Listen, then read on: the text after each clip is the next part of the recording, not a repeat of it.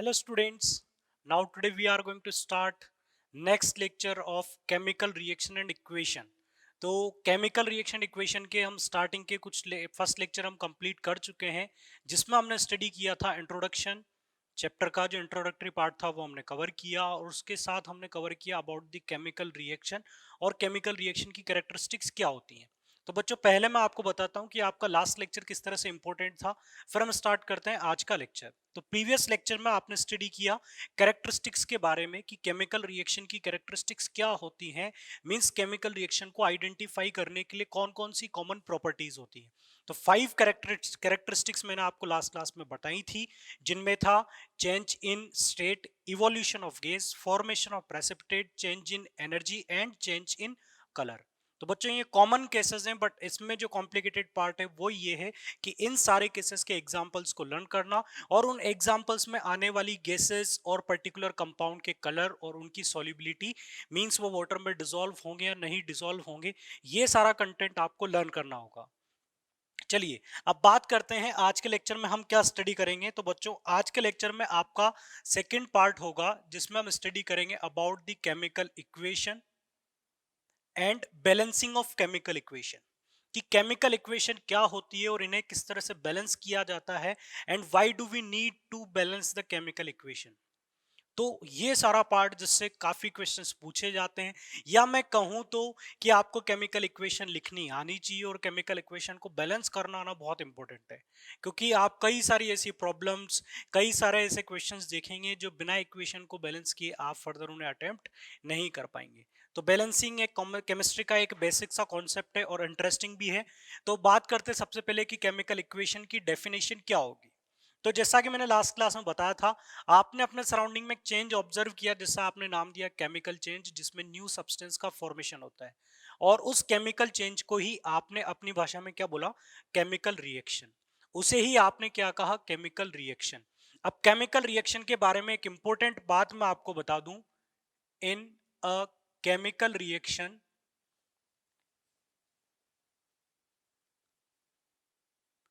Breaking and formation of bonds take place. Means बच्चों आपको ये पता हो कि जब भी कोई केमिकल रिएक्शन होती है तो उसमें एक्चुअल में होता क्या है। केमिकल रिएक्शन में क्या होता है मैं आपको बता चुका था। जैसे कि एक केमिकल रिएक्शन है H2 plus O2 gives H2O। तो इस इक्वेशन की बात करें तो इस इक्वेशन में या इस प्रोसेस में एक्चुअल में क्या हुआ है, इस प्रोसेस में हाइड्रोजन के दो एटम, अगर हम इस पर्टिकुलर अमाउंट की बात करें तो हम मिनिमम अमाउंट की बात करें तो हाइड्रोजन के दो एटम जिनके बीच में एक तरह का बॉन्ड था, एक तरह का अट्रैक्शन था, ये एक दूसरे से बॉन्डेड थे। सिमिलरली ऑक्सीजन के भी दो एटम किसी न किसी तरह से एक दूसरे से बॉन्डेड होंगे, अट्रैक्टेड होंगे। तो यहां पर क्या होगा, जब रिएक्शन होगी तो इनके एटम्स के बीच में जो बॉन्ड है बच्चों, वो बॉन्ड तो ब्रेक हो जाएगा। तो ऑलरेडी जो रिएक्टेंट में बॉन्ड से वो बॉन्ड ब्रेक होंगे और नए बॉन्ड का फॉर्मेशन होगा। मींस एक ऑक्सीजन दो हाइड्रोजन के साथ नए बॉन्ड, बॉन्ड आप बाद में स्टडी करेंगे कि बॉन्ड क्या होते हैं, किस तरह से क्लासिफाई किया जाता है, इनका मीनिंग क्या होता है। अभी केवल आप इतना समझे कि बॉन्ड का मतलब है एक दूसरे से अट्रैक्शन, एक दूसरे पर होल्ड या एक दूसरे पर पकड़। तो यहां पर दोनों हाइड्रोजन एक दूसरे को पकड़े हुए थे, दोनों ऑक्सीजन एक दूसरे को पकड़े हुए थे, बट इनका साथ छूट गया और एक ऑक्सीजन ने दो हाइड्रोजन से इस तरह से दोस्ती कर ली। तो यहां पर होता है बॉन्ड्स की ब्रेकिंग और यहां पर होता है बॉन्ड का फॉर्मेशन। तो यही एक केमिकल रिएक्शन में होने वाली स्टेप्स हैं। अब बात करते हैं केमिकल इक्वेशन की। तो आपने जिस तरह से ये एक रिप्रेजेंटेशन दिया है, मींस मैं किसी केमिकल रिएक्शन को, किसी केमिकल चेंज को रिप्रेजेंट करना चाहता हूं एक सिंपल वे में, तो बोला जाएगा representation of chemical reaction is known as chemical equation। Equation terms काफी कॉमन है, आपने कई बार पढ़ी हुई भी है कि इक्वेशन का मतलब क्या होता है। आपने मैथमेटिक्स में कई सारे जगह पर इक्वेशन है, कॉमन टर्म है जो आपको देखने को मिलती है। वही बात कर रहे हैं हम यहाँ पर किसी केमिकल चेंज के लिए। किसी केमिकल चेंज को आप एक इक्वेशन फॉर्मेट में अरेंज करोगे। इक्वेशन के बारे में आपको पता होगा कि इक्वेशन में दो साइड होती है, एक होती है लेफ्ट हैंड साइड और एक होती है राइट हैंड साइड। सिमिलरली बच्चों यहाँ भी ऐसा ही होगा कि हम किसी केमिकल चेंज के लिए एक इक्वेशन फॉर्मेट को फॉलो करेंगे जिसमें आपको लेफ्ट हैंड साइड और राइट हैंड साइड दोनों नजर आएंगे। तो हम बात करते हैं इसके लिए केमिकल इक्वेशन के लिए एक पर्टिकुलर स्टेटमेंट की, एक केमिकल चेंज की। तो वो केमिकल चेंज ये है बच्चों, hydrogen gas reacts with oxygen gas to form water. इस केमिकल चेंज की बात कर रहा हूं, इस स्टेटमेंट की बात कर रहा हूं कि हाइड्रोजन गैस ऑक्सीजन गैस के साथ रिएक्ट कर कर बनाता है वाटर। तो मुझे बात करना है कि इस केमिकल प्रोसेस के लिए, इस केमिकल चेंज के लिए बनने वाली इक्वेशन क्या होगी, इसका रिप्रेजेंटेशन क्या हो सकता है।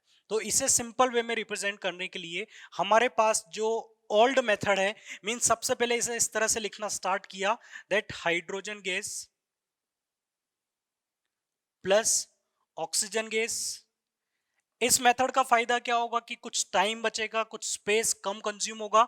मींस आप बड़े स्टेटमेंट को शॉर्ट में लिखने की कोशिश कर रहे हो।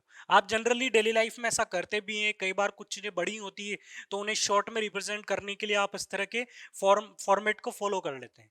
तो यहां पर हाइड्रोजन गैस और ऑक्सीजन गैस मिल रहे हैं इसलिए इनके बीच में पॉजिटिव साइन लगाया, और ये दोनों मिलकर जो चीज प्रोड्यूस कर रहे हैं उसे हमने एरो से इस प्रोसेस की डायरेक्शन को रिप्रेजेंट किया कि ये दोनों मिलकर इसे प्रोड्यूस करेंगे वाटर को। तो ये हो गई आपके पास एक केमिकल इक्वेशन। अब बात करें कि इस केमिकल इक्वेशन के फॉर्मेट को कोई नाम दिया जाता है, तो बच्चों इसे बोला जाता है वर्ड इक्वेशन, जिसमें आपने वर्ड की फॉर्म में मींस उस पर्टिकुलर केमिकल रिएक्शन में पार्टिसिपेट करने वाले सब्सटेंस और प्रोड्यूस होने वाले सब्सटेंस का नाम लिख दिया। तो ये वर्ड इक्वेशन है, और आपको मैं लास्ट क्लास में बता चुका हूं कि substance which take part in chemical reactions are known as reactants and the substance which produce in chemical reaction is known as product। तो यहां पर वाटर क्या होगा, इस केमिकल रिएक्शन का प्रोडक्ट होगा। तो बच्चों ये हो गई वर्ड इक्वेशन। क्या कोई ऐसा मेथड है कि हम इस इक्वेशन को और भी सिंपलेस्ट फॉर्म में रिप्रेजेंट करें और वो हमारे लिए और भी ज्यादा इंफॉर्मेटिव हो। इस इक्वेशन में मुझे ज्यादा इंफॉर्मेशन नहीं मिल रही है। इक्वेशन, ये मेथड काफी अच्छा था उस टाइम पर कि हम किसी बड़े स्टेटमेंट को एक छोटे फॉर्मेट में लिख रहे हैं, बट इसमें ज्यादा इंफॉर्मेशन नहीं है। आप इससे किसी तरह से मैथमेटिकल कैलकुलेशन में इन स्टेप्स को काम में नहीं ले सकते हो। तो और भी अच्छा मेथड जो बाद में इंट्रोड्यूस हुआ वो मेथड था सिंबल इक्वेशन। जैसे ही आप इन पार्टिसिपेंट के और प्रोडक्ट होने वाले सब्सटेंस के chemical formulas means in form of symbol इन्हें रिप्रेजेंट करोगे तो आपकी इक्वेशन और शॉर्ट हो जाएगी और पहले से भी ज्यादा इंफॉर्मेटिव हो जाएगी। तो टाइम भी बचेगा, स्पेस भी बचेगा, और आपके पास इंफॉर्मेशन जो इस इक्वेशन से मिलती है वो भी पहले से ज्यादा होंगी। तो बच्चों अब मैं आता हूं नेक्स्ट कॉन्सेप्ट पर, नेक्स्ट टाइप ऑफ इक्वेशन पर, या नेक्स्ट मेथड जो होगा केमिकल इक्वेशन लिखने का, केमिकल रिएक्शन को रिप्रेजेंट करने का। इसी को हम सिंबल फॉर्म में कन्वर्ट करते हैं। तो बच्चों हाइड्रोजन गैस का सिंबल क्या हो सकता है। अब यहां पर भी कई बच्चे मिस्टेक करते हैं, कई बच्चे बोलते हैं कि हाइड्रोजन का सिंबल तो H होता है, तो हाइड्रोजन गैस क्या H2 होगी। हाइड्रोजन गैस को भी वो H लिख देते हैं। तो आपको ये पता होना चाहिए कि हाइड्रोजन गैस, ऑक्सीजन गैस या नाइट्रोजन गैस, इस तरह से बोला जाए, क्लोरीन गैस बोला जाए, तो ये इंडिपेंडेंटली किसी रिएक्टेंट या प्रोडक्ट की फॉर्म में होंगे। तो ये H2O2 N2Cl2 की फॉर्म में होंगे, ना कि इन्हें एटॉमिक फॉर्म में आप रिप्रेजेंट कर सकते हो। आपको सोडियम को लिखना है तो आप सोडियम को डायरेक्ट Na लिख सकते हो। किसी केमिकल इक्वेशन में आपको सोडियम को रिप्रेजेंट करना है तो आप डायरेक्ट उसका सिंबल लिख देंगे Na। बट अगर हाइड्रोजन को रिप्रेजेंट करना है तो आप सिंगल H नहीं लिख सकते, क्योंकि ये एग्जिस्ट नहीं करेगा, स्टेबल होगा H2। तो हाइड्रोजन जब भी कहीं पर पार्टिसिपेट करेगा या फिर कहीं पर हाइड्रोजन का फॉर्मेशन होगा तो वो इन फॉर्म ऑफ H2 ही होगा। तो बच्चों हाइड्रोजन गैस के लिए आप रिप्रेजेंट करेंगे इसका सिंबल H2। ऑक्सीजन गैस का जो सिंबल होगा वो होगा O2, और वाटर का केमिकल फॉर्मूला जो आपको ऑलरेडी पता है जो कि होता है H2O। मींस अब आपके सामने चीजें तो सिंपल हो गई, बट आपकी जो परेशानी है वो बढ़ गई। किस तरह से बढ़ गई कि आपको रिएक्टेंट और प्रोडक्ट के केमिकल फॉर्मूलाज पता होनी चाहिए। अगर आपको केमिकल फॉर्मूला नहीं आता है, और इनिशियल जो प्रॉब्लम है केमिस्ट्री की बच्चों के साथ वो यही होती है कि उन्हें केमिकल फॉर्मूलाज नहीं पता होते हैं, या फिर उन्हें उन्हें बनाने का आइडिया, उन्हें लिखने का आइडिया बच्चों के पास नहीं होता है। तो बच्चों ये एक अच्छा ऑप्शन है आप लोगों के पास। आप इसे नेगेटिव ना लेकर आप इसे पॉजिटिव लें कि आपको इस चैप्टर में कई सारी केमिकल इक्वेशन और कई सारे केमिकल फॉर्मूलाज देखने को मिलेंगे, जो कि आपकी आने वाली संपूर्ण केमिस्ट्री में, कंप्लीट केमिस्ट्री में कहीं ना कहीं काम में आएंगे। तो अगर आज आप इन सारे केमिकल फॉर्मूलाज और इक्वेशन से काफी अच्छे से घुल मिल जाते हो, उनसे जान पहचान कर लेते हो, उन्हें समझने की कोशिश करते हो, तो यही फॉर्मूलाज, यही इक्वेशन अगर बाद में आएंगे तो आपको किसी भी तरह का डिस्टरबेंस नहीं होगा। तो बात करें H2 plus O2 gives H2O, और इस इक्वेशन को या इस फॉर्मेट को, इस टाइप ऑफ इक्वेशन को बोला जाएगा सिंबल इक्वेशन। तो बच्चों अब हम बात करते हैं सिंबल इक्वेशन की। आपके पास सिंबल इक्वेशन किस तरह से पहले से ज्यादा इंफॉर्मेटिव रहा, कि पहले हमें पार्ट पता नहीं चलता था कि रिएक्टेंट के कितने एटम पार्टिसिपेट कर रहे हैं और प्रोडक्ट के कितने एटम या कितने मॉलिक्यूल वहां पर आपको मिल रहे हैं। इसमें आप फॉर्मूलाज में देखो, किसी भी कंपाउंड का फॉर्मूला लिखा होता है तो आपको कई सारी इंफॉर्मेशन मिलती है। क्लास 9th में भी आप स्टडी कर चुके हो, जैसे कि मैंने फॉर्मूला लिखा कैल्शियम कार्बोनेट। तो इस फॉर्मूला से आपको क्या पता चलता है कि अगर मैं कैल्शियम कार्बोनेट का एक मॉलिक्यूल लूंगा तो मुझे कैल्शियम के कितने एटम मिलेंगे, एक कैल्शियम का एटम मिलेगा। मैं एक मॉलिक्यूल लूंगा तो एक कार्बन का एटम मिलेगा। एक मॉलिक्यूल लेते हो तो आपको 3 ऑक्सीजन के एटम्स मिलेंगे। सिमिलरली अगर यहां पर आप बोलते हो कि ये 1 मोल कैल्शियम कार्बोनेट है, तो फिर कैल्शियम भी कितने हो जाएंगे, 1 मोल। कार्बन कितने हो जाएंगे, 1 मोल। और ऑक्सीजन कितना हो जाएगा, 3 मोल। मींस जो फॉर्मूला है वो आपको बताता है कि उस सब्सटेंस में जो कंस्टिट्यूएंट एलिमेंट है उनके कितने नंबर ऑफ एटम, कितने नंबर ऑफ पार्टिकल्स वहां पर प्रेजेंट है, उसका आइडिया आपको मिलता है। तो यहां पर सिंबल इक्वेशन से मैं पता कर सकता हूं कि उस केमिकल रिएक्शन में कितने एटम रिएक्टेंट के पार्टिसिपेट हो रहे हैं, और कितने एटम उस पर्टिकुलर प्रोडक्ट के, या कितने मॉलिक्यूल उस पर्टिकुलर प्रोडक्ट के उस केमिकल रिएक्शन में बन रहे हैं। क्यों ये इंफॉर्मेशन आपके लिए इंटरेस्टिंग है, क्योंकि आप इससे किसी केमिकल रिएक्शन से कितना सब्सटेंस प्रोड्यूस करने के लिए कितना अमाउंट रिएक्टेंट का रिक्वायर्ड होगा, ये सारे कैलकुलेशन आप कर सकते हैं। तो इंडस्ट्रियल लेवल पर, मींस किसी चीज की मैन्युफैक्चरिंग के लिए उसके अमाउंट को डिसाइड करने के लिए जो रॉ मटेरियल रिक्वायर्ड है उसका कितना अमाउंट आपको लेना है, ये सारी कैलकुलेशन आप कर सकते हैं। तो आप, अब हम बात करते हैं सिंबल इक्वेशन फॉर्मेट की। तो आप इसे नोट करें, फिर हम बात करते हैं सिंबल इक्वेशन की। सिंबल इक्वेशन का भी फर्दर जो मेथड है, मींस इसे भी आप दो तरह से रिप्रेजेंट कर सकते हो। तो हम इसी सिंबल इक्वेशन की बात करते हैं। H2 plus O2 gives H2O।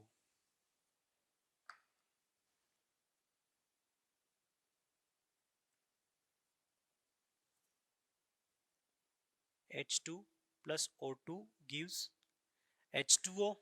और कई जगह पर बच्चों आपने इस इक्वेशन को इस तरह से लिखा हुआ देखा होगा, H2 2 plus O2 gives 2H2O।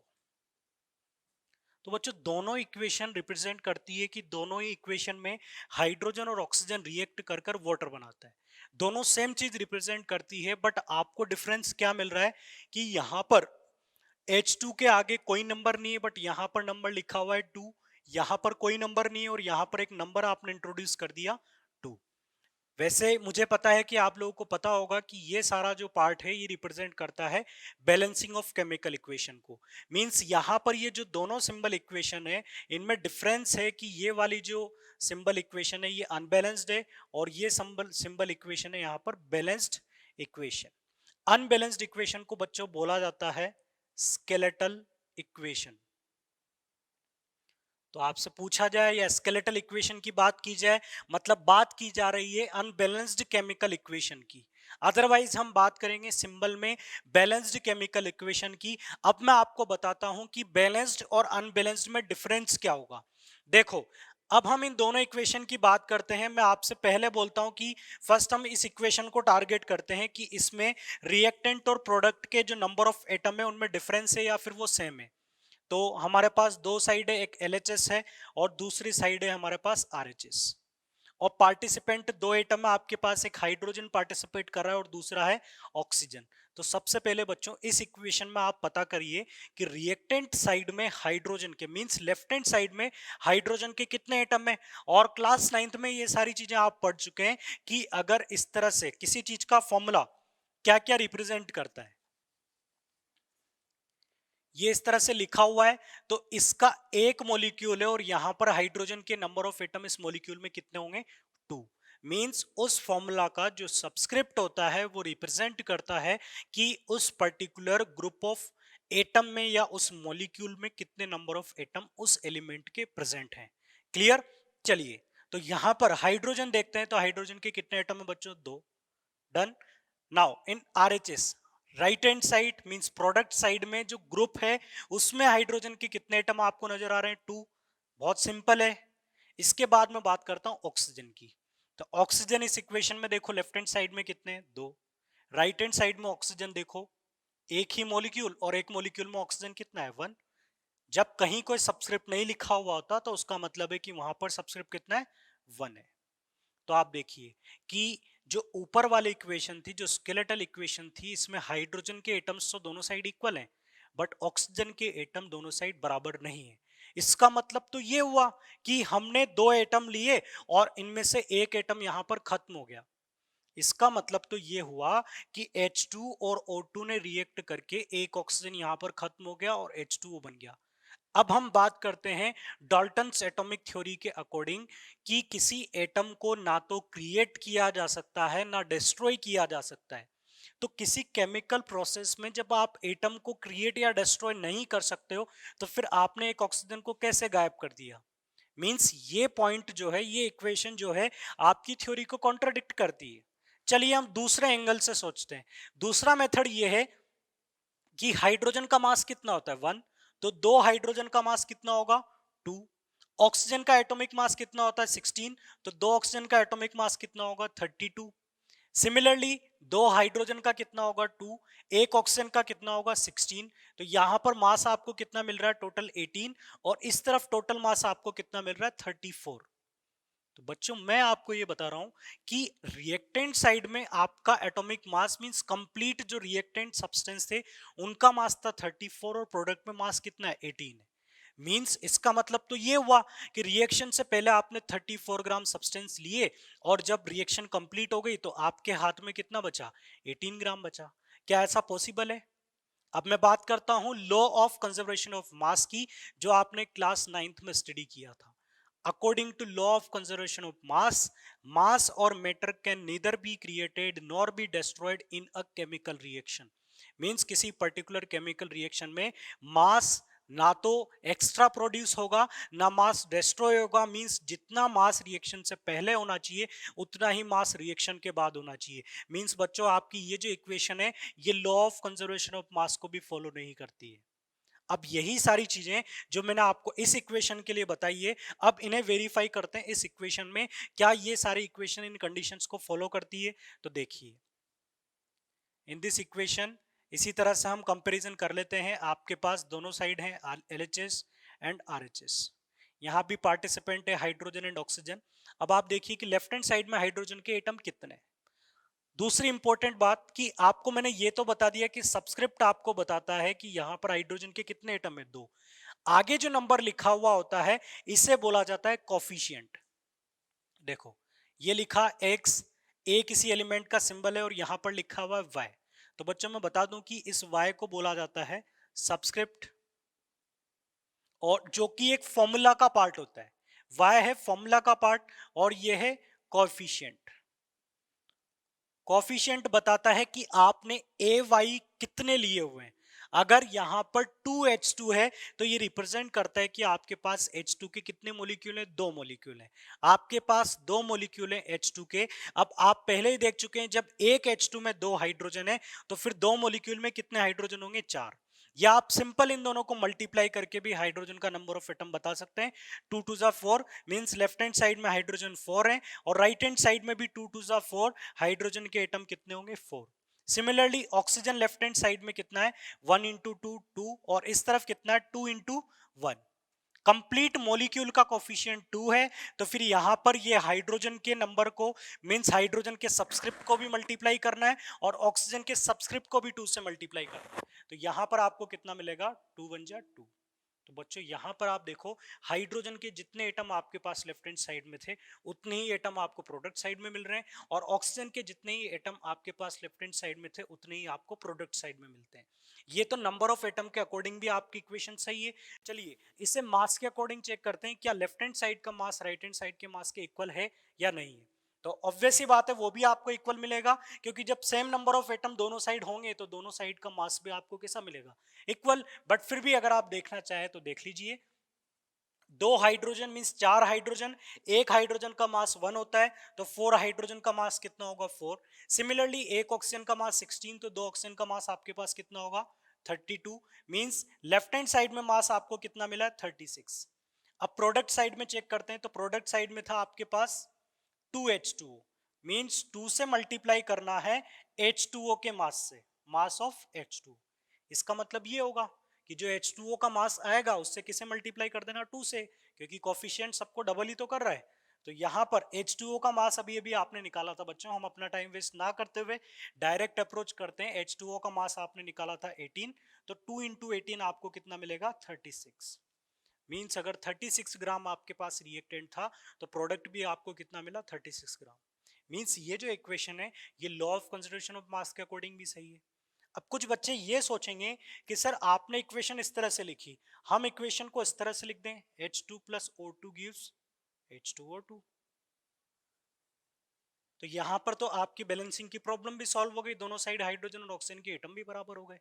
But बच्चों केमिकल इक्वेशन का, केमिकल रिएक्शन का प्रोडक्ट क्या बनेगा ये डिफाइंड है।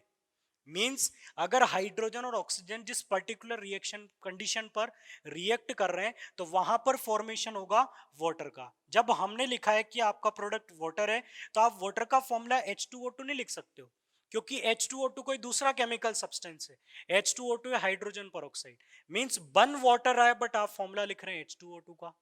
जब केमिकल रिएक्शन का प्रोडक्ट वाटर है तो आपको वाटर का ही फॉर्मूला लिखना पड़ेगा, और वाटर का फॉर्मूला ऑलरेडी डिफाइंड है। वाटर का फॉर्मूला क्या होगा, H2 होगा, ना कि वाटर का फॉर्मूला H2O2 होगा।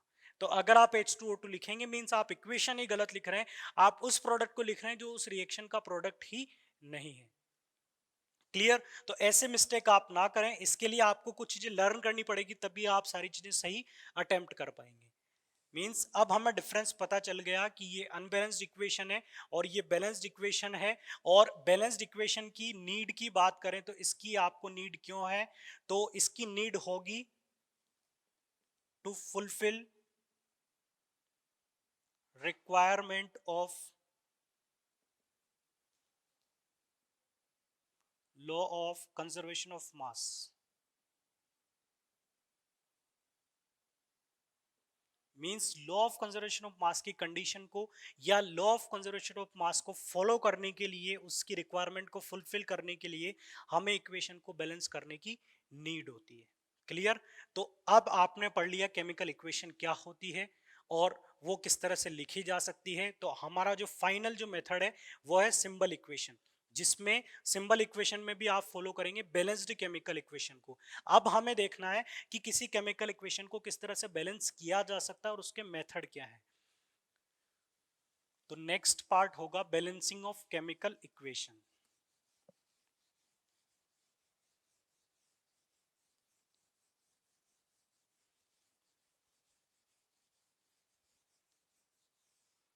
तो बैलेंसिंग स्टेप्स को देखने से पहले आप ये भी देख लीजिए कि आपने वाटर के लिए जो बैलेंस्ड इक्वेशन लिखी थी वो ये थी, 2H2 + O2 gives 2H2O।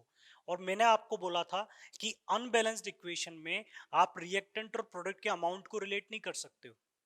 तो क्या बैलेंस्ड इक्वेशन में आप रिएक्टेंट के साथ प्रोडक्ट के अमाउंट को रिलेट कर सकते हैं, क्या इनमें मैथमेटिकल कैलकुलेशन पॉसिबल है।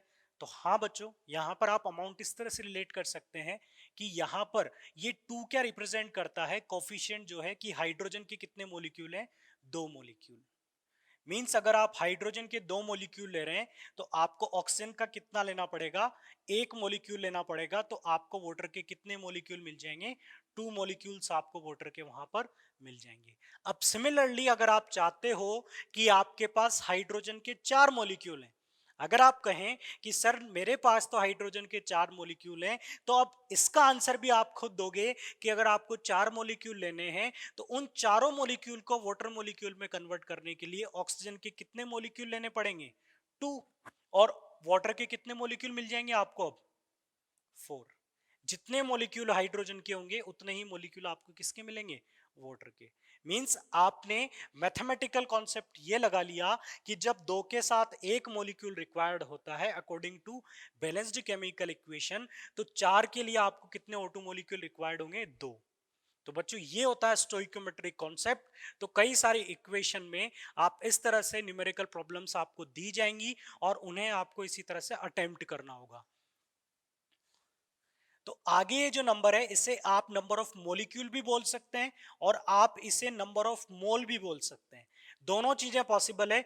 बट ये जो सारे कोफिशिएंट है बच्चों, एक काफी इंपॉर्टेंट पॉइंट ये है कि बैलेंस्ड इक्वेशन के जो कोफिशिएंट होते हैं ना बच्चों, जो इनके कोफिशिएंट होते हैं ये आपस में, मींस ये रिलेटिव नंबर्स होते हैं। रिलेटिव का मतलब कि ये जो 2 है ये तब लिखा जाएगा जब यहां पर 1 हो, और ये 2 जब लिखा जाएगा जब यहां पर 2 और 1 हो। मीन्स सब एक दूसरे पर डिपेंडेंट है। अगर आप बोलो कि नहीं सर यहां पर नंबर चेंज करना है, तो फिर आपको सब जगह पर नंबर चेंज करना पड़ेगा, अदरवाइज इक्वेशन अनबैलेंस्ड हो जाएगी। मीन्स ये सब एक दूसरे पर डिपेंडेंट है, एक दूसरे से रिलेटिव हैं।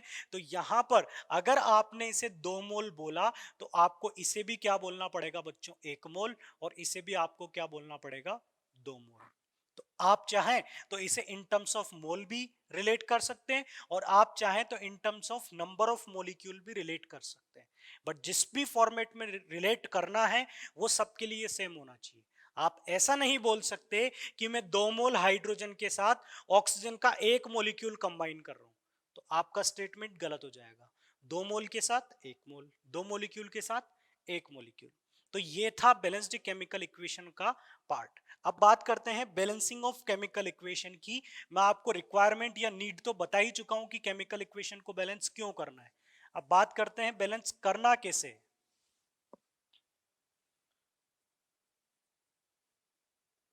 Balancing of chemical equation. तो बच्चों यहां पर आपके पास क्लास 10th अगर एनसीईआरटी की बात की जाए तो हमें एक सिंपल सा मेथड बताया जाता है जिसे बोला जाता है हिट एंड ट्रायल मेथड। तो नाम से ही आपको पता है कि आप अलग अलग नंबर के साथ उस इक्वेशन पर हिट करेंगे, और जिस पर्टिकुलर नंबर से वो इक्वेशन बैलेंस हो जाएगी वही नंबर्स आपके क्या होंगे, आंसर होंगे। मींस मैं एक इक्वेशन की बात करूं, H2 plus O2 gives H2।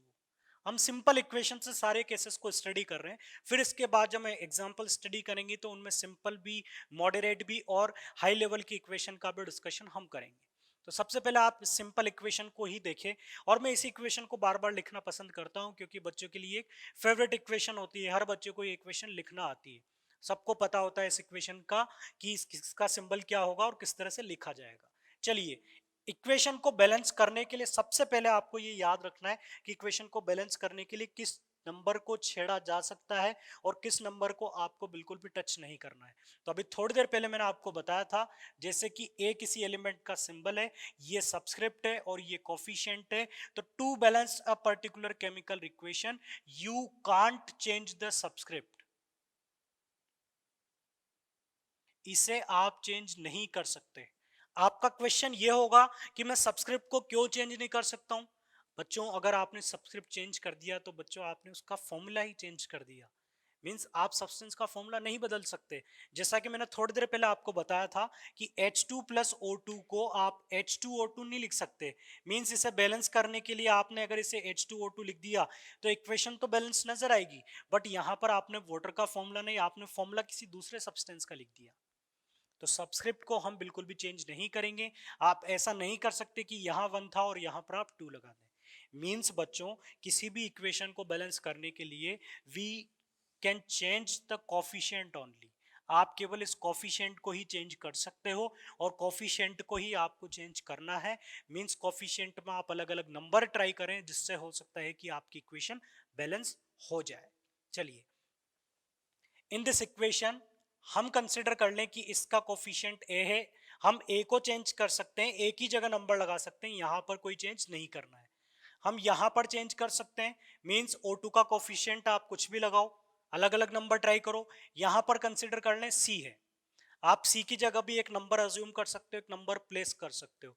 But ये 2 और ये 1, यहाँ का 2 और ये 1 आपको चेंज नहीं करना है, आप इसे चेंज नहीं कर सकते हो। तो आपके जो क्लास 10th एनसीईआरटी में जो मेथड है, पहले हम उसकी बात करते हैं, hit and trial method. Parallelly हम बात करेंगे सेकंड मेथड की, जो कि होता है एल्जेब्रिक मेथड। नाम से ही पता चल रहा है एल्जेब्रिक मेथड का मतलब कि यहाँ पर एल्जेब्रा काम में आएगी। जो एल्जेब्रिक इक्वेशन है उनकी मदद से हम इक्वेशन को बैलेंस करने की कोशिश करेंगे। तो इस पार्ट को बाद में स्टडी करेंगे, पहले हम देख लेते हैं हिट एंड ट्रायल मेथड किस तरह से वर्क करता है। तो हिट एंड ट्रायल मेथड के लिए जो मतलब कंप्लीट मेथड को समझने की स्टेप्स है उनकी बात करते हैं। तो आपके सामने ये इक्वेशन है जिसकी दो साइड्स हैं, एक LHS और दूसरी है RHS। और जो पार्टिसिपेंट एलिमेंट है वो हाइड्रोजन है और ऑक्सीजन है। हम रिप्रेजेंट कर रहे हैं, मींस ये जो सारी चीजें मैं बोर्ड पर लिख रहा हूं, जब आप किसी इक्वेशन को बैलेंस करेंगे तो ये सारी चीजें आपको अपने दिमाग में लिखनी होगी हैंड टू हैंड। मींस आपको अपने माइंड से अप्रोच करना पड़ेगा। हम सारी इंफॉर्मेशन को बार बार नोट करके क्रॉस चेक नहीं करेंगे। तो सबसे पहले मैं नोट करता हूं कि लेफ्ट हैंड साइड में हाइड्रोजन के कितने नंबर ऑफ एटम है। तो लेफ्ट हैंड साइड में जो हाइड्रोजन के नंबर ऑफ एटम है वो कितने बच्चों, 2। ठीक है, हिट एंड ट्रायल से हम इस इक्वेशन को बैलेंस कर रहे हैं, H2 plus O2 gives H2। तो आपके पास लेफ्ट हैंड साइड में हाइड्रोजन के कितने एटम है, 2। और प्रोडक्ट साइड में हाइड्रोजन के कितने एटम है बच्चों, 2। लेफ्ट हैंड साइड में ऑक्सीजन के कितने एटम है आपके पास, 2। और प्रोडक्ट साइड में ऑक्सीजन का कितना एटम है, 1। मींस जो इक्वेशन आपको पहले दी थी आपने उसमें नंबर ऑफ एटम पता किए। अब आप सोचना स्टार्ट करें कि मैं ऐसा क्या करूं कि जिससे ये जो 2 और 1 का डिफरेंस है ये सेम हो जाए। मींस दोनों जगह सेम नंबर आ जाए। तो दोनों जगह सेम नंबर कब आ सकता है, या तो इस 2 को 1 बना दो या इस 1 को 2 बना दो। क्या इस 2 को 1 बना सकते हो? अब देखो ये 2 कहां से आया था, यहां से। क्या इस नंबर को छोटा कर सकता हूं? Not possible.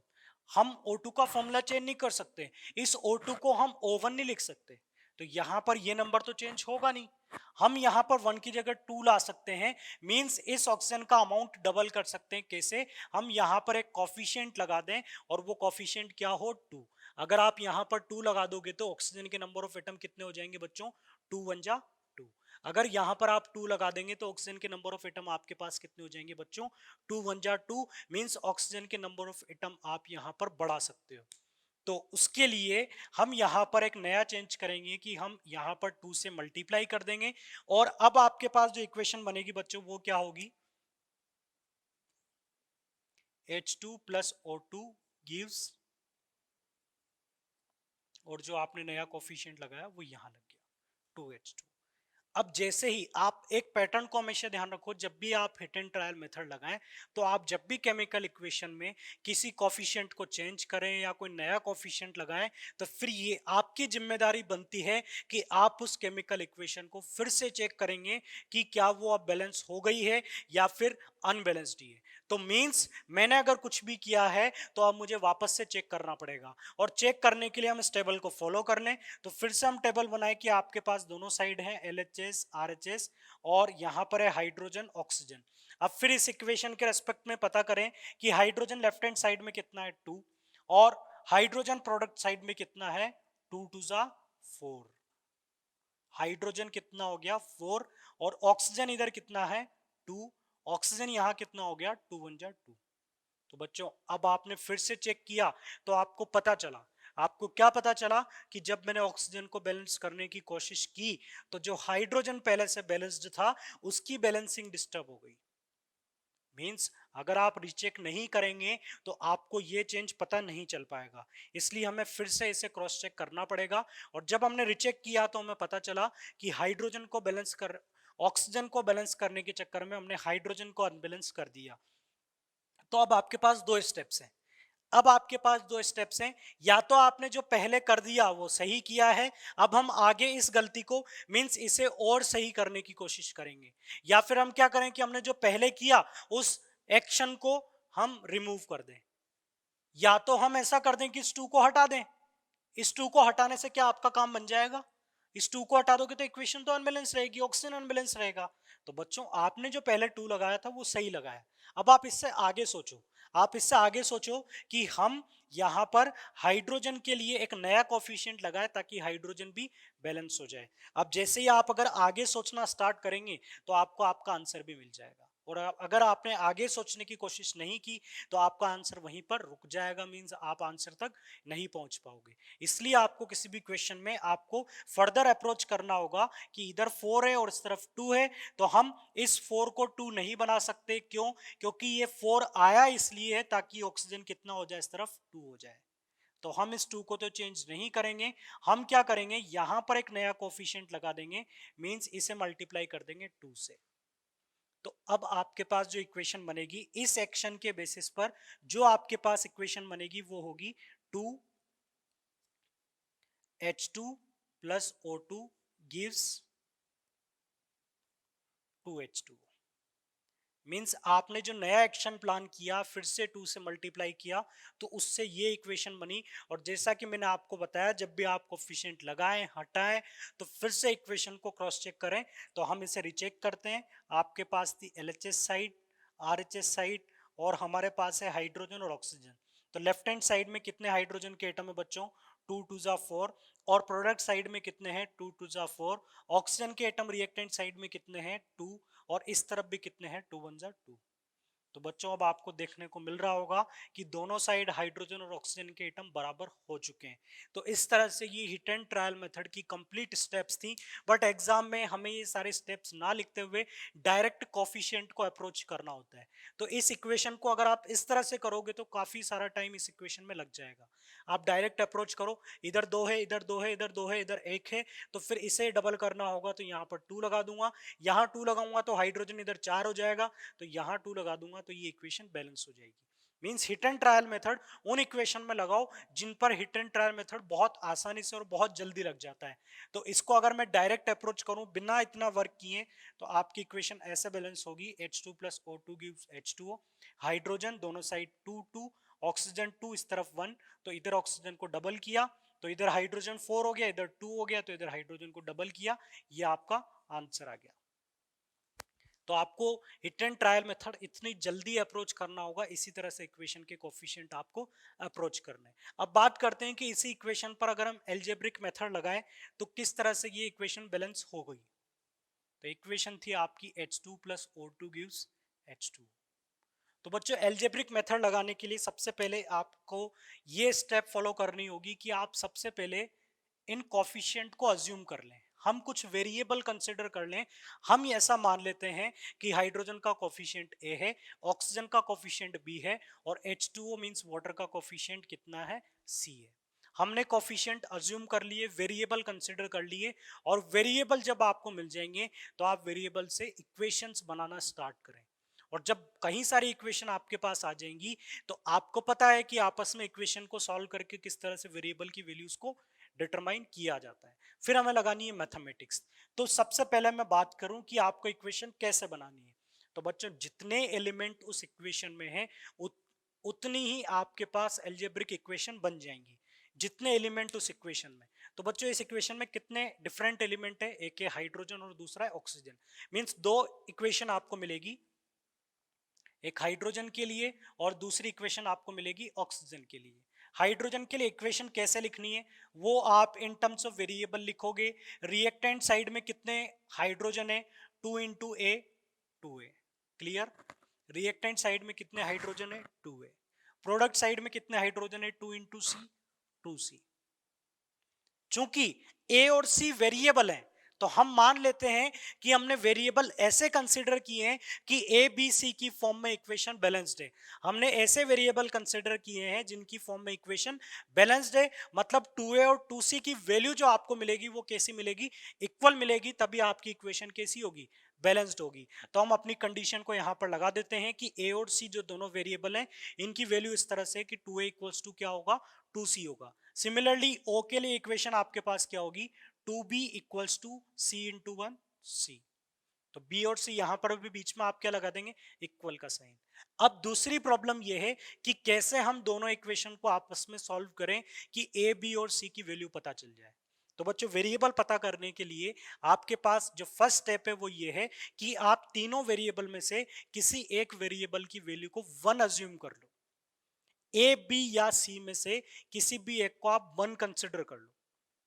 तो इस इक्वेशन को फर्दर सोल्व करेंगे तो 2 कैंसिल आउट हो जाएगा और आपके पास इक्वेशन आ जाएगी इक्वल्स टू सी, और ये इक्वेशन आ जाएगी आपके पास 2b इक्वल्स टू सी। तो अब हम स्टार्ट करते हैं एक किसी वेरिएबल को अज्यूम करना। Let c equals to 1। मैंने मान लिया कि c की वैल्यू 1 है, यह आपको मानना पड़ेगा। c मैंने मान लिया कि c की वैल्यू 1 है, तो c 1 है तो अब b और a क्या होंगे ये मुझे पता करना है। तो c अगर 1 होगा तो यहां पर वैल्यू पुट करो फ्रॉम इक्वेशन 2। इस इक्वेशन से आपको 2b इक्वल्स टू कितना मिलेगा, 1। तो b इज इक्वल टू कितना मिल जाएगा, 1/2। और c अगर 1 है तो इस इक्वेशन से आपको a कितना मिलेगा, 1 मिलेगा। मींस बच्चों आपके पास ए बी सी की जो वैल्यूज आ चुकी है उन्हें मैं अलग से लिख देता हूं। ए आपको 1 मिला, बी आपको हाफ मिला और सी आपको 1 मिल गया। तीनों की वैल्यूज पता चल गई। बट बच्चों अब आप अगर इन्हें इक्वेशन में लगाएंगे तो इक्वेशन कैसी बनेगी, 1H2 plus half O2 gives 1H2। अब बच्चों ये क्या सही है, नहीं बच्चों ये सही नहीं है। क्यों, क्योंकि इक्वेशन में जो कॉफिशिएंट है वो फ्रैक्शन में नहीं होने चाहिए, कॉफिशिएंट होल नंबर में होना चाहिए। मीन्स हमें 1/2 को एक होल नंबर बनाना पड़ेगा। तो 1/2 को होल नंबर बनाने के लिए हम इसे किसी ऐसे नंबर से मल्टीप्लाई करें तो ये होल नंबर में कन्वर्ट हो जाए। तो मैं इस 1/2 को अगर 2 से मल्टीप्लाई करूंगा तो ये क्या बन जाएगा, 1। 1/2 को अगर आप 2 से मल्टीप्लाई करेंगे तो ये क्या बन जाएगा, 1। मींस इसे 2 से मल्टीप्लाई करना है। चूंकि ये इक्वेशन बैलेंस्ड है तो आप जब 2 से मल्टीप्लाई करेंगे तो अकेले O2 को नहीं, पूरी इक्वेशन को मल्टीप्लाई करना होगा। और मैं थोड़ी देर पहले भी आपको ये चीज बता चुका हूं कि जो तीनों कोफिशिएंट है वो एक दूसरे से रिलेवेंट है। अगर आप किसी एक में कोई चेंज करेंगे तो वो आपको सारे कोफिशिएंट में अप्लाई करना पड़ेगा। मींस मैं अगर इसमें 2 से मल्टीप्लाई कर रहा हूं तो बच्चों ये आपकी रेस्पॉन्सिबिलिटी है कि आप बाकी कोफिशिएंट के साथ भी किससे मल्टीप्लाई करें, 2 से। तो पूरे कोफिशिएंट को 2 से मल्टीप्लाई करेंगे तो a की वैल्यू आपको 2 मिल जाएगी, b आपको 1 मिल जाएगा और c आपको 2 मिल जाएगा। और इनके बेसिस पर जो इक्वेशन आपको मिलेगी वो इक्वेशन होगी 2H2 plus O2 gives 2H2। तो ये आपकी बैलेंस इक्वेशन है जो आपने यहां पर पता की थी। अब बच्चों बात करते हैं कि दो मेथड तो सर ने पढ़ा दिए, हमें किस मेथड से एग्जाम में अप्रोच करना है। तो बच्चों मेरा जो सजेशन है वो ये है कि सबसे पहले आप अप्रोच करें हिट एंड ट्रायल मेथड से। हिट एंड ट्रायल मेथड अगर ज्यादातर इक्वेशंस जो क्लास 10th लेवल पर पूछी जाती है वो हिट एंड ट्रायल मेथड से आसानी से सॉल्व हो जाती है। तो आप हिट एंड ट्रायल को अप्रोच करें क्योंकि ये टाइम कम लेगा और अगर आप एल्जेब्रिक पर जाएंगे तो आंसर तो डेफिनेटली आएगा, बट ये एक कुछ अमाउंट आपके टाइम का ले लेगा। मींस हमें यहाँ पर एल्जेब्रिक अप्रोच करने की बजाय कोशिश करनी है हिट एंड ट्रायल से। और इक्वेशन अगर बहुत बड़ी है जिसपे हिट एंड ट्रायल आप अप्रोच नहीं कर पा रहे हो तो फिर आप किससे उसे सॉल्व करें, एल्जेब्रिक मेथड से। अब हम कई सारी ऐसी इक्वेशंस को देखते हैं जिन्हें आप direct hit and trial method से बैलेंस कर सकते हैं।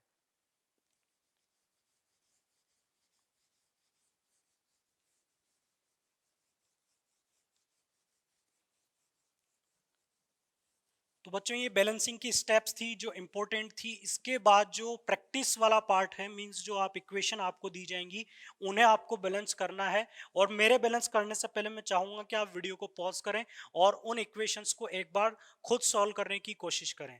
तो बैलेंसिंग की अगर आप प्रैक्टिस करेंगे तभी बैलेंसिंग आप सीख पाएंगे, अदरवाइज बैलेंसिंग आप बिल्कुल भी नहीं कर पाएंगे। तो हम बात करते हैं कुछ कॉमन इक्वेशंस की, जैसे कि फर्स्ट इक्वेशन है C4H10 प्लस O2। या मैं किसी सिंपल इक्वेशन से पहले स्टार्ट करता हूं, Mg plus O2 gives MgO। Second equation है aluminium plus O2 gives Al2O3। Third equation है CaCO3 gives CaO plus CO2. Next equation, Pb3O4 gives PbO plus O2. ये वही इक्वेशन है जो लास्ट क्लास में हमने लिखी थी फॉर चेंज इन कलर, और you can write this equation for evolution of gas also.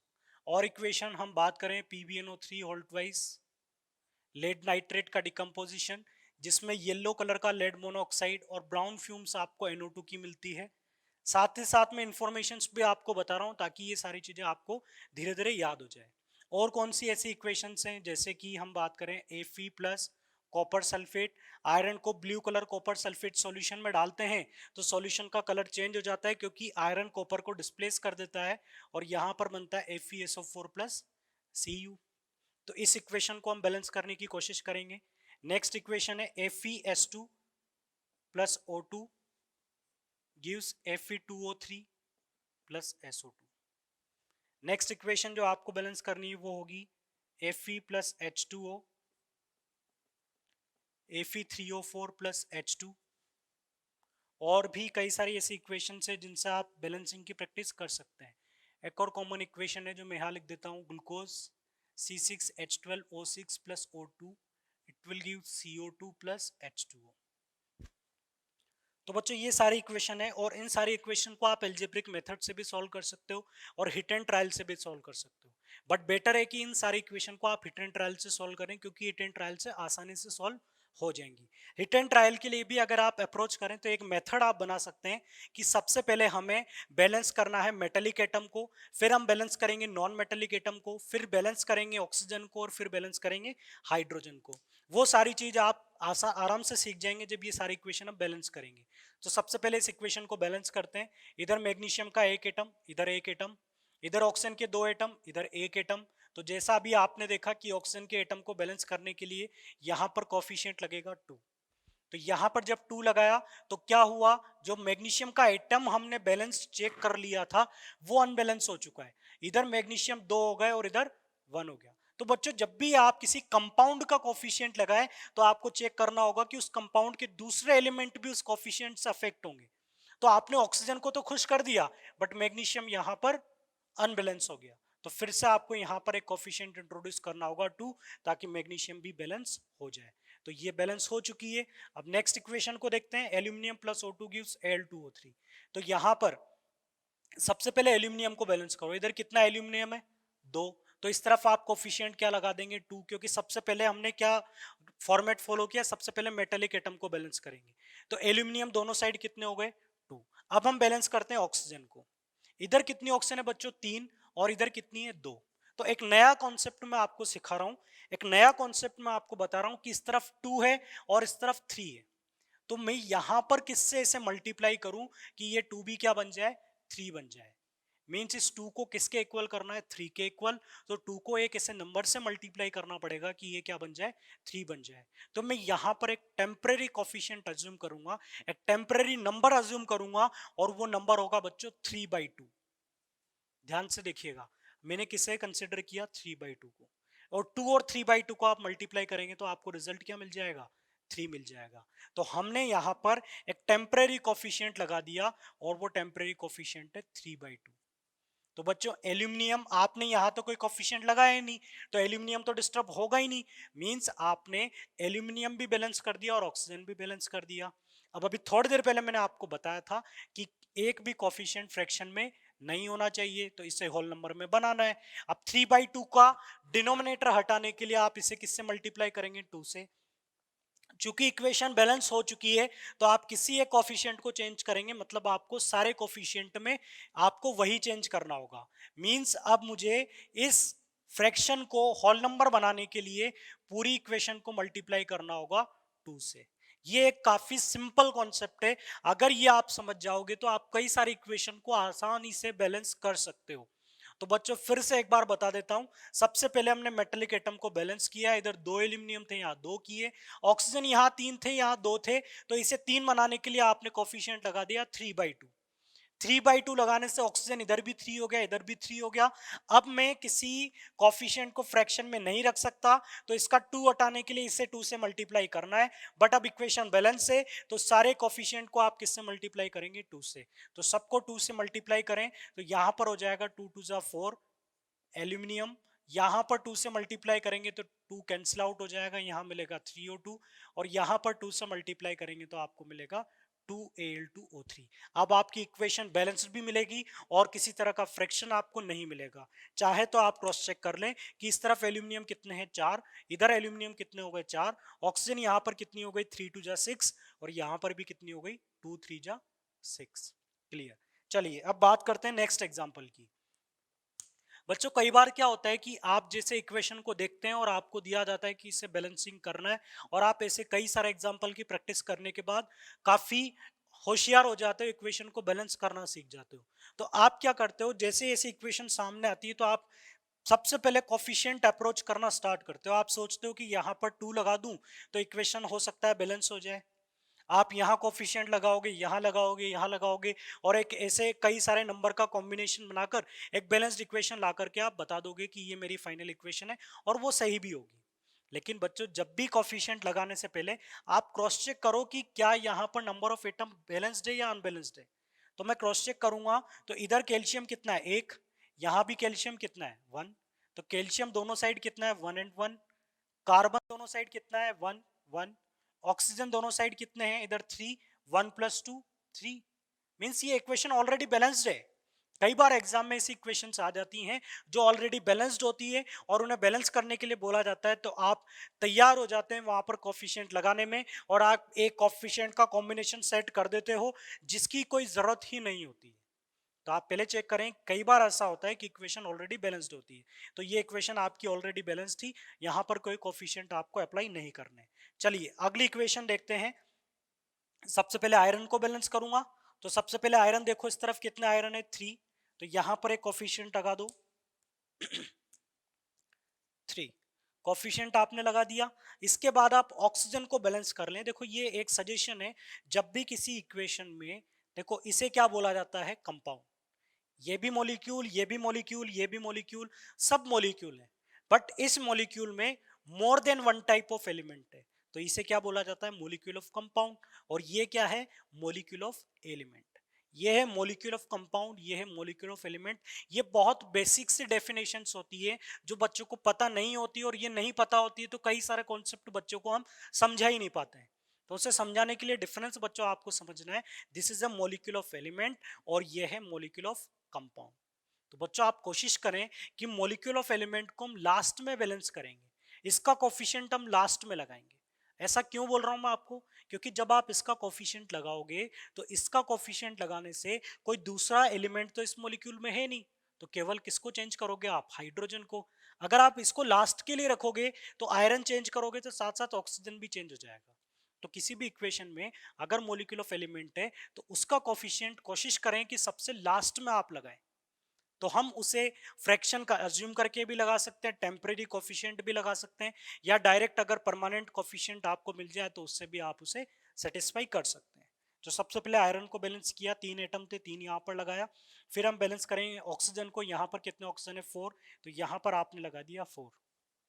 तो बच्चों जैसा मैंने कहा, अब हाइड्रोजन का नंबर लास्ट में लेंगे, तो हाइड्रोजन के एटम इस तरफ देखो कितने हो गए? 4 2 जा 8, और इस तरफ ओनली कितना है? 2। तो इस 2 को भी 4 से मल्टीप्लाई कर दो, तो वो भी कितना हो जाएगा? 8। तो यहाँ पर एक कोफिशिएंट आप लगा दोगे 4। अब लास्ट का जो कोफिशिएंट है, ऑब्वियस सी बात है, हाइड्रोजन पर लगा है, क्योंकि दूसरा एलिमेंट इससे अफेक्ट होगा ही नहीं, तो हाइड्रोजन ही आपका बैलेंस हुआ। बाकी सब आपने बैलेंस किए और वो डिस्टर्ब नहीं होंगे। तो इस तरह से ये फाइनल बैलेंस इक्वेशन बहुत आसानी से आप कर सकते हैं। अब बात करते हैं इस इक्वेशन की। Glucose plus oxygen give CO2 plus water. काफी कॉमन सी इक्वेशन है, आपकी बॉडी में लास्ट क्लास में बताया था कि ये एक एक्सोथर्मिक प्रोसेस होता है। फिर से बताता हूं मैं आप लोगों को, मैग्नीशियम की बर्निंग आपको लास्ट क्लास में बताई थी एक्सोथर्मिक, और ये कैसा प्रोसेस होगा? एक्सोथर्मिक। साथ साथ फिर से मैं आपको बता रहा हूं ताकि सारे केसेस आपको मेमोराइज रहे। तो ग्लूकोज का कंबशन, सबसे पहले कार्बन को बैलेंस करो, हाइड्रोजन ऑक्सीजन का नंबर हम बाद में लेंगे। अब यहाँ पर मॉलिक्यूल ऑफ एलिमेंट कौन है, O2 की फॉर्म में, तो ऑक्सीजन को लास्ट में लूंगा, सबसे पहले कार्बन बैलेंस करूंगा, फिर हाइड्रोजन बैलेंस करूंगा और उसके बाद किसे बैलेंस करूंगा, ऑक्सीजन को। तो कार्बन बच्चों यहाँ पर 6 थे तो आपने कोफिशिएंट लगाया 6, कार्बन के एटम बराबर हुए। अब आप हाइड्रोजन को बैलेंस करें, इधर कितने हाइड्रोजन है 12 और इस तरफ कितना है 2, तो 2 को किससे मल्टीप्लाई करें 6 से, तो हाइड्रोजन भी कितने हो जाएंगे इक्वल। और हाइड्रोजन को बैलेंस करने से कार्बन की बैलेंसिंग बिल्कुल भी डिस्टर्ब नहीं होगी। अब लास्ट नंबर है ऑक्सीजन का, तो काउंट करें प्रोडक्ट में कितने ऑक्सीजन है 12 और यहां पर कितने ऑक्सीजन है 6, means 12 plus 6 total 18 oxygen atom product side में। प्रोडक्ट साइड में टोटल कितने ऑक्सीजन के एटम है 18। अब रिएक्टेंट साइड में ऑक्सीजन के एटम यहां पर ही नहीं, यहां पर भी है। तो आप इसे मत भूल जाइएगा कि ग्लूकोज मॉलिक्यूल में भी ऑक्सीजन के एटम्स प्रेजेंट है। तो 6 एटम यहां पर है, हमें यहां एक ऐसा नंबर लगाना है कि ये सारे मिलकर कितने हो जाएं 18 हो जाएं। तो अगर मैं इसे 12 बना दूं तो 12 प्लस 6 कितना हो जाएगा 18। तो इसे 12 बनाने के लिए आपको कोफिशिएंट क्या लेना पड़ेगा 6, तो 6 2 जा 12, इधर 12 हुए यहाँ पर 6 हुए, 12 प्लस 6 18, यहाँ पर 12 और 6 18, मींस दोनों साइड ऑक्सीजन के नंबर ऑफ एटम कितने हो गए 6। तो ये भी आपने बैलेंस कर दिया। अब बात करते हैं इस इक्वेशन की, तो इसमें भी आपका फॉर्मेट क्या होगा, सबसे पहले लेड को बैलेंस करेंगे, फिर फाइनली दूसरा एटम ऑक्सीजन ही बचा है तो उसे हम बैलेंस कर देंगे। तो लेड यहाँ पर कितना है 3, तो यहाँ पर आपने क्या लगा दिया 3। अब आप देखिए ऑक्सीजन की तरफ, इधर कितने ऑक्सीजन है 4 और इस तरफ कितने ऑक्सीजन है 5। इस तरफ 4 ऑक्सीजन है और इस तरफ 5 है। अब आपको एक ऐसा कॉम्बिनेशन सेट करना पड़ेगा कि दोनों side number of oxygen equal हो जाए। और मैंने आपको बताया हुआ है कि लास्ट में जब मॉलिक्यूल ऑफ एलिमेंट बचता है तो आप इसका कोफिशिएंट टेम्पररी अज्यूम कर लो, फिर हम एक कॉमन नंबर से मल्टीप्लाई करके उसे कंप्लीट इक्वेशन बना देंगे। चलिए सोचते हैं। तो यहां पर लेड तो आपने इक्वल कर दिया, अब ऑक्सीजन इस तरफ 4 है और इस तरफ 3 है और यहां पर कितने 2। अगर ये 2 से कितना बन जाए 1 बन जाए तो 3 प्लस 1 इस तरफ कितने हो जाएंगे 4।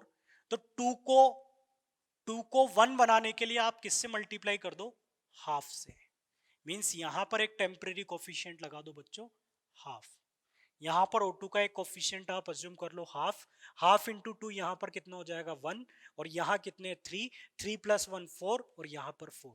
ये बैलेंस्ड है, बैलेंस्ड इक्वेशन है, बट एक कोफिशिएंट यहाँ पर फ्रैक्शन में है, तो उसे होल में बनाने के लिए पूरी इक्वेशन को कॉमन नंबर यानी कि आप 2 से मल्टीप्लाई कर दो। तो फाइनल इक्वेशन आपको क्या मिलेगी 2Pb3O4, 2 3 जा 6 PbO plus 2 into half 1O2।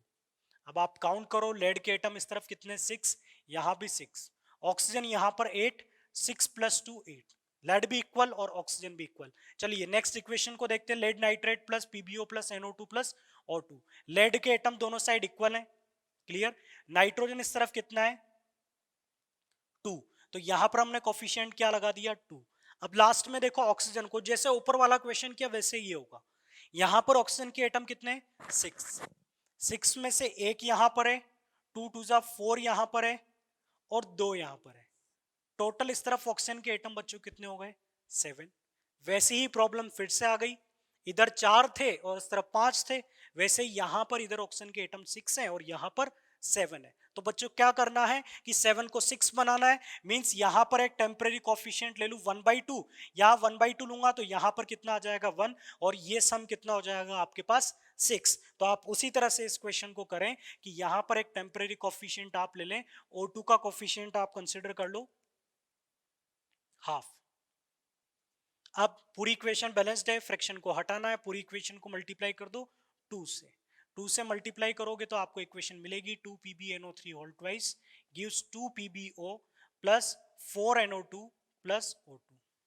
अब आप काउंट करें, लेड इक्वल है, नाइट्रोजन दोनों साइड 4 हो गए और ऑक्सीजन इस तरफ हो गया 4 3 12, 12 2 इस तरफ है, 8 यहां पर है और 2 यहां पर है, टोटल कितना हो गया 12 हो गया। और भी मेथड हो सकते हैं इक्वेशन को बैलेंस करने के, हो सकता है कि आप विदाउट टेम्परेरी कोफिशिएंट इंट्रोड्यूस करें, डायरेक्ट किसी बड़े नंबर से यहां पर अप्रोच करें, तब भी आपकी इक्वेशन बैलेंस हो सकती है। वो बच्चों इस तरह से होगा, मान लीजिए मुझे लगता है कि मैं तो ये फ्रैक्शन वाले कोफिशिएंट इंट्रोड्यूस नहीं कर पाऊंगा, तो फिर मैं क्या करूं। तो बच्चों मतलब आपने यहाँ पर जो कोफिशिएंट लगाए उनसे आपका काम नहीं बन रहा, तो फिर आप ऑटोमेटिकली सोचो कि जो कोफिशिएंट आपने लगा रखे हैं उन्हें चेंज करना होगा। तो यहाँ पर 1 ले रखा है तो यहाँ पर फिर 2 लेकर ट्राई करो। तो फिर आप किस तरफ चले जाओगे? हिट एंड ट्रायल मेथड की तरफ। चलिए अगली बात करते हैं। इस इक्वेशन में आयरन के एटम दोनों साइड एक एक है, कॉपर के एटम दोनों साइड 1 है, और सल्फेट मींस ए सल्फर और 4 ऑक्सीजन दोनों तरफ है। मींस ये इक्वेशन ऑलरेडी बैलेंस्ड है, कोई जरूरत नहीं इस इक्वेशन को बैलेंस करने की। चलिए बात करते हैं लास्ट इक्वेशन की। सबसे पहले आयरन, फिर सल्फर और लास्ट में ऑक्सीजन। आयरन इस तरफ कितना है 1, इस तरफ कितना है 2, तो इस तरफ आयरन का नंबर आप बढ़ा दें तो यहाँ पर आयरन कितना हो जाएगा 2। सल्फर इस तरफ कितना हो गया 4, तो यहां पर आप कोफिशिएंट लगा दें 4 ताकि उस तरफ भी सल्फर कितना हो जाए 4 हो जाए।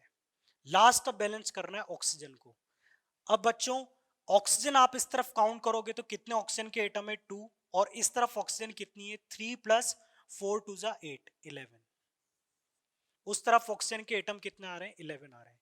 तो बच्चों या तो आप यहां पर एक टेम्परेरी कोफिशिएंट लगा दो, इस 2 को आप क्या बना दो किसी नंबर से मल्टीप्लाई करके 11 बना दो, या तो मेरा मेथड फॉलो कर लो जो मैंने आपको बताया हुआ है, या फिर आप यहां पर 2 को छोड़कर किसी दूसरे नंबर से ट्राई करो। मींस 2 से तो काम नहीं बनेगा ये तो पक्का है, तो आप यहां पर 2 की जगह 3 लगाओ। 3 से नहीं बनेगा तो आप 3 की जगह यहां पर 4 लगाओ। यहां 4 लगाओगे तो फिर यहां पर SO2 के आगे कितना आ जाएगा 8 आ जाएगा। तो या तो आप इस नंबर को चेंज करना स्टार्ट करो, या फिर आप यहां पर कोई ऐसा नंबर लगाओ जो फ्रैक्शन में हो और उससे बाद में हम होल नंबर में कन्वर्ट कर देंगे। तो यहां पर 2 को 11 बनाने के लिए आप इसे मल्टीप्लाई कर दें 11/2 से। तो 2 को आप मल्टीप्लाई करेंगे 11/2 से तो 2 कैंसिल आउट हो जाएगा और coefficient means number of atom कितने हो जाएंगे 11। तो बच्चों यहां पर मैंने कोफिशिएंट लगा दिया 11/2, इससे ऑक्सीजन दोनों साइड इक्वल हो गया। अब फ्रैक्शन को हटाने के लिए बैलेंस्ड इक्वेशन में आप किसी एक कॉमन नंबर से मल्टीप्लाई कर दे और वो सुटेबल नंबर यहाँ पर क्या होगा 2। 2 से मल्टीप्लाई करेंगे तो ये हो जाएगा 4FeS2 plus 11O2 gives 2Fe2O3 plus 8SO2। तो बच्चों ऐसी कई सारी केमिकल इक्वेशंस पॉसिबल हैं, और मैं आपको सजेस्ट करूंगा कि जितनी भी केमिकल इक्वेशन आपकी बुक में है, कंप्लीट एनसीईआरटी में आपको मिलती है, आप सभी इक्वेशन को एक पेज पर नोट करें, जितनी भी इक्वेशन सारे चैप्टर की मिलाकर, और उन सारी इक्वेशन को एक बार खुद बैलेंस करने की कोशिश करें। इसका फायदा ये होगा कि आपको वो इक्वेशंस भी याद होंगी और आप उन्हें बैलेंस करना भी सीख जाएंगे। तो इक्वेशन जितनी ज्यादा टाइम आप उसे फेस करोगे बैलेंसिंग करने के बहाने, कलर याद करने के बहाने, या फॉर्मूलाज लर्न करने के बहाने, तो वो इक्वेशंस आपके लिए उतनी ही ज्यादा इजी हो जाएंगी। तो बच्चों आप इस लेक्चर को फिर से रिवाइज करें, बैलेंसिंग की स्टेप्स को फिर से देखें अगर आपको एक बार में क्लियर नहीं हुई है तो। So students thank you for watching this lecture.